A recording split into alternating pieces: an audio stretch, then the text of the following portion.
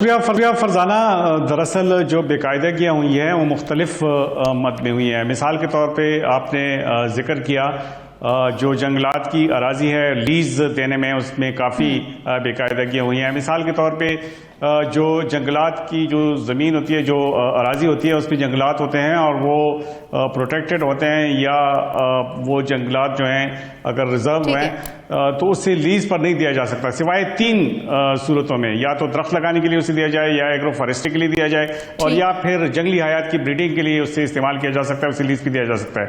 लेकिन यहाँ पे जो लीज दी गई है ये रिजर्व और प्रोटेक्टेड फॉरेस्ट की, वो सिर्फ और सिर्फ चंद कंपनियों को दी गई है। और 21 एनओसी जो हैं वो जारी किए गए हैं। सेक्शन 105 जो फॉरेस्ट ऑर्डिनेंस का फॉरेस्ट ऑर्डिनेंस 2002 का जो एक शेक है उसकी, तो उसमें साफ तौर पर बताया गया है कि अगर जंगलात के फायदे के अलावा ये चीज़ें इस्तेमाल हों तो इस लीज को कैंसिल भी किया जा सकता है, और कैंसिल होना चाहिए था। लेकिन गुज़श्ता कई दहाइयों से सिलसिला जारी है। ये लीज लिए गए लेकिन इससे जंगलात को फायदा नहीं पहुंचा, बल्कि उल्टा इन लोगों ने यहाँ से मादनियात निकालनी शुरू कर दी। कीमती मादनियात गुज़श्ता 2 दहाइयों से निकाले जाते रहे, और बाद में जब 2015 में उस पर पाबंदी लगी तो लीज होल्डर अदालत चले गए। अदालत ने उनको चीफ सेक्रेटरी के पास भेज दिया, और चीफ सेक्रेटरी को साथ ये भी हिदायत दी कि इन लीज होल्डर को सुना जाए और इस सिलसिले में इंक्वायरी की जाए कि ये जो कीमती अराजी है, जो प्रोटेक्टेड और जो रिजर्व लैंड है फॉरेस्ट का, इससे क्यों लीज पर दिया गया है। हाँ। बाद में फिर हुआ ये कि ये जब चीफ सेक्रेटरी के पास चला गया तो उसके बाद लटक गया। ना तो इस सिलसिले में सालों साल गुजरने के बाद कोई इंक्वायरी हुई, और ना ही किसी अफसर को जिम्मेदार ठहराया जा सका कि ये बेकायदगी क्यों हुई है, अगर ये बदनवानी की गई है या इसमें कोई किक बैक्स है तो इसका जिम्मेदार कौन है। कोई जिम्मेदारी किसी पर फिक्स नहीं कराई जा सकी। तो मुमताज, कौन लोग हैं वो जिनको ये लीज पर दी गई थी जगह, और वो क्या इतने ताकतवर थे कि जिन्होंने उसकी इंक्वायरी को रुकवा दिया?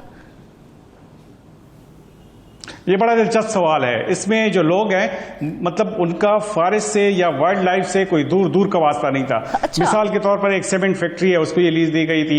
एक कंस्ट्रक्शन कंपनी थी, उसको लीज दी गई थी, और इसके अलावा 3 और शख्सियात हैं, उनको ये लीज दी गई है। लेकिन जो असल मसला है वो ये है कि लीज होल्डर अभी भी ये मदनियात जो है वो निकालते रहे हैं, और इसकी अब भी खिलाफ वर्जी होती रही है। और अब उसका उल्टा असर ये हुआ, ये जब अदालत चले गए और ये पाबंदी चली गई कि 2015 के बाद न तो उसका किराया जो लीज के मुताबिक वो देना था न वो दिया जा सका, और ना ही इससे कोई रेवेन्यू हासिल हो सका।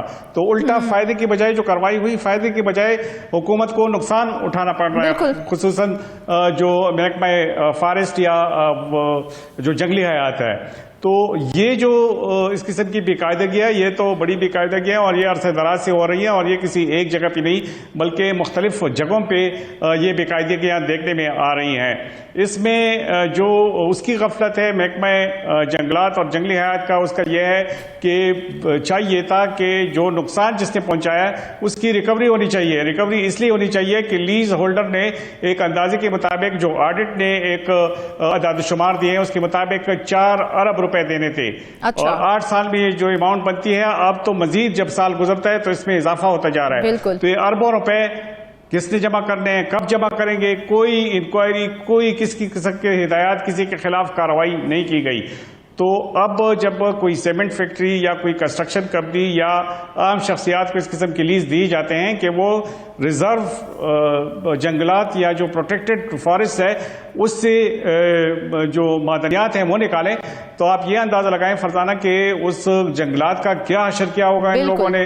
जाहिर है जब माइनिंग होती है तो उसमें खुदाई भी होती है, उसमें जंगलात कहाँ रहते हैं, और फिर जब वहाँ से जंगलात अगर निकाली भी गए तो वो किसके इस्तेमाल में लाए गए, क्या वो फॉरेस्ट डिपार्टमेंट को दिए गए या नहीं गए। तो बेकायदगी पे बेकायदगियों का ये सिलसिला अरसे दराज से जारी है, और के साथ साथ बहुत से सवालात भी मुमताज जन्म लेते हैं। जिस तरह से आपने कहा कि ये खाली इस जगह पर नहीं, बहुत सी जगहों के ऊपर ये बेकायदगियां हो रही हैं, तो मालम जब्बा का भी जिक्र कर लेते हैं। मालम जब्बा में भी ऐसी ही बेकायदगियां हैं, जरा उसकी स्टोरी भी हमारे नाजरीन के साथ शेयर कर दें।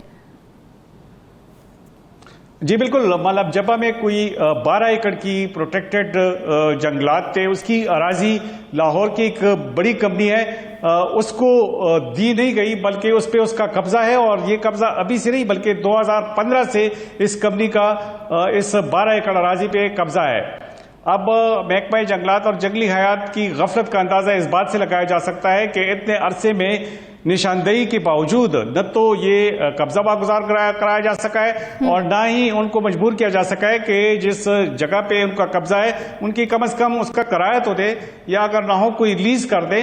लेकिन अभी तक उसकी रिस्पॉन्सिबिलिटी भी किसी अफसर पे आयद नहीं हो सकी। और फरजाना ये मैं आप बताऊं, इसका सिर्फ अगर किराए की मद में जो ऑडिट ने हिसाब लगाया वो सिर्फ किराया इसका 84 करोड़ बनता है। तो 84 करोड़ अभी उससे रिकवर करने हैं, लेकिन कोई एग्रीमेंट ही नहीं है, किसी के खिलाफ कोई कार्रवाई ही नहीं है, तो ये कैसे रिकवर होंगे कि कोई अदालती कार्रवाई नहीं है, किसी के खिलाफ इस किस्म की कोई कार्रवाई नहीं की गई है। अब मसला यह है कि लोग जो हैं बड़ी आसानी से जो फॉरेस्ट के रिजर्व लैंड या प्रोटेक्टेड लैंड है उस पर कब्जा कर लेते हैं। हाल ही में इस तरह का एक केस इस्लामाबाद हाई कोर्ट में भी टेकअप किया था और उसमें भी पाबंदी लगाई गई थी, उसको कंस्ट्रक्शन मकासद के लिए इस्तेमाल कर रहे थे। तो ये अरसे दराज से ये सिलसिला जारी है, लेकिन बाज़ जगहों की निशानदेही हो जाती है और बाज़ जगहों की नहीं होती। और जब निशानदेही होती है तो वो लोग अदालत चले जाते हैं, कई कई साल तक ये केस लटके रहते हैं। और फिर जब अदालत तो हुक्म भी देती है जंगलात के हक के, महकमा जंगलात के हक में, तो भी उनके खिलाफ किसी किस्म की कार्रवाई नहीं होती।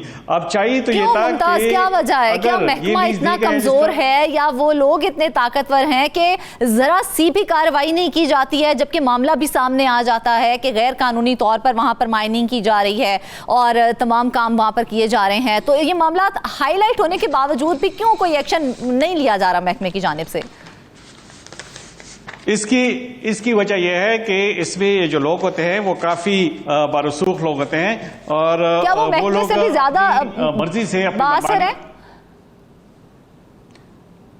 असल में जिस तरह मैंने जिक्र किया कि जिस तरह वो लीज की जो अराजी दी गई है मुख्तलिफ जगहों पे वो कंपनियों को दी गई है, तो वो जाहिर है उसमें किकबैक्स शामिल होते हैं और जो अफसर वहां पे आते हैं। अब तो मसला यह है कि खैबर पख्तूनख्वा में जो चीफ कंजर्वेटर की तैनाती होती है वो तो बाकायदा तौर पे एक मुअम्मा बना हुआ है, कभी एक को चीफ कंजर्वेटर बना दिया जाता है और बाज़ ऐसे मौक़े भी हैं कि एक फर्द वाहिद के लिए एक एक्स्ट्रा चीफ कंजर्वेटर की असामी पैदा की गई है। तो अगर फॉरेस्ट में और जंगली हयात में इस किस्म के मामलात हों तो जाहिर है फिर मामलात सुधरेंगे नहीं बल्कि मजीद इसमें पेचीदगियां आएंगी। लेकिन लीज का मामला